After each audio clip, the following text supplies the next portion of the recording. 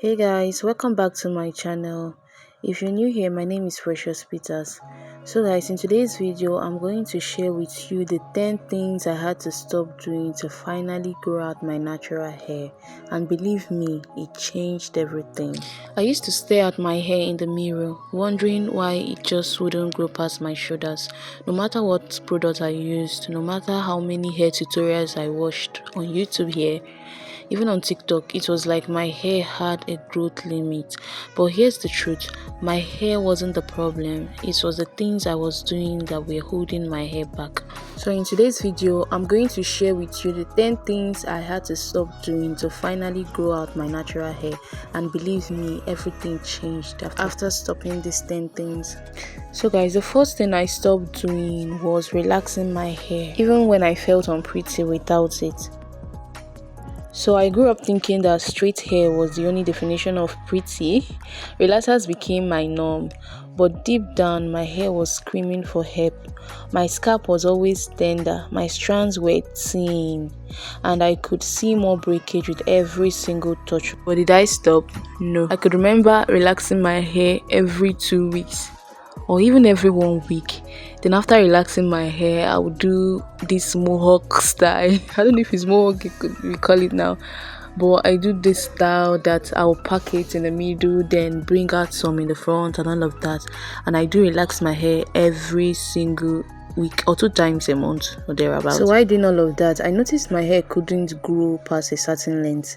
It was stuck in one particular length, and that time I didn't really know what the problem was. All I knew was that I was relaxing my hair, and relaxing my hair felt so good because it would come out very nice for some reason, but the length wasn't increasing and all of that. So the day I decided to stop relaxing wasn't easy. I felt very vulnerable, but it was the first act of self-love towards my natural crown. Now I can proudly tell you guys that I don't regret it at all. So guys, the second thing I stopped doing was relying on heat to feel put together, more like relying on heat to straighten my hair. So for years I believed my hair had to be bone straight or stretched out to look neat. So the blow dryer and flat iron became my best friends. But honestly, they were my hair's worst enemy. My ends became so weak that they would snap off with the slightest tug. I had to learn to embrace my coils in their natural state, and once I did, I started seeing a real progress. The third thing I stopped doing was skipping deep conditioning. No more lazy wash days. So I used to rush my wash days, like quick shampoo rinse, and I was done. Deep conditioning felt like so much work, but my hair was dry, brittle, and lifeless. But the moment I made deep conditioning a weekly ritual, my hair became softer, more elastic, and far less prone to breakage. It was like feeding water to my thirsty plant. And guess what? It sprang back to life. So guys, the fourth thing I started doing was loving my scalp. For so long, I treated my scalp as an afterthought. So I would oil my scalp, but I usually neglect the foundation, which is my scalp. But that changed when I started giving my scalp massages with oils, natural oils like castor oil and rosemary oil. But I was basically using one particular hair growth oil, which is Precious Ayurvedic hair growth oil. That is my brand. Not only did it feel amazing, but it also boosted my hair growth.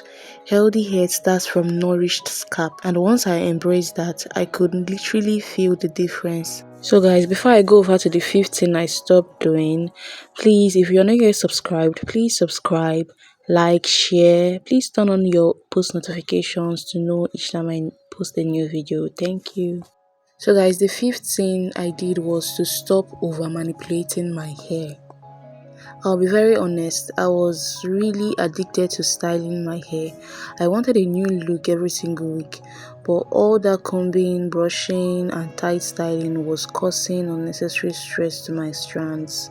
I had to learn that sometimes the best thing you can do for your hair is to just leave it alone. Low manipulation styles became my saving grace. Low manipulation styles like twists, braids. So the sixth thing I stopped doing was using surface shampoos that were silently sabotaging me. My hair always felt very clean after washing it, but it also felt stripped and dry. I didn't realize that the sulfates in my shampoos were doing more harm than good. Once I switched to gentle sulfate-free cleansers, my hair retained more moisture and felt softer after every wash. Guys, the seventh thing I stopped doing was comparing my hair journey to others. Social media can be a dangerous place for comparison. I would see girls with waistline hair and feel discouraged, but I had to remind myself my hair is uniquely mine. My texture, my growth rate, my journey, and once I stopped comparing, I started appreciating my own progress. I fell in love with my hair all over again. So guys, you need to stop comparing your hair with other people's hair. Your growth rate might not be the same thing with other people's own, so you have to love your hair the way your God gave it to you. So the eighth thing I stopped doing was being scared of trimming my ends. I used to avoid trimming my ends, thinking it would set me back, but all it did was allow split ends to travel up my strands. The moment I committed to regular dusting and trims, my hair became fuller and healthier. Cutting a little to gain a lot, that was a hard but necessary lesson. So guys, the ninth thing I did, this is very important. I stopped sleeping without protecting my hair. I cannot tell you how many nights I went to bed without my bonnet, thinking it didn't matter. But every morning, my hair would be so dry and very frizzy. Switching to satin pillowcases and bonnets was one of the easiest changes with the biggest impact. Now I wake up with my moisture intact and less breakage. Guys, please, let's try and always put on our bonnets, our satin bonnets before going to bed. It will really help your hair, trust me. Number 10, I stopped being impatient and I started trusting the process. This was the hardest stop of all, so I wanted instant results. I would check my length every single week, hoping for miracles. But once I surrendered to the process and I focused on being more consistent and caring for my hair rather than overnight fixes, trust me, I saw the magic happen. So guys, I want you to understand this. Hair growth is not a sprint, it's a marathon of self-love, patience and consistency. So guys, if you're struggling with your natural hair journey, maybe it's not about doing more, but about stopping certain habits that are holding you back. This journey is personal, it's emotional and it's beautiful. Let me know in the comments which one of these habits you're struggling to let go of, and I'll be very happy to know if this video touched you. Please don't forget to like, subscribe and share this with someone who needs to hear it. And please don't forget, we are together in this. See you in the next video. Bye.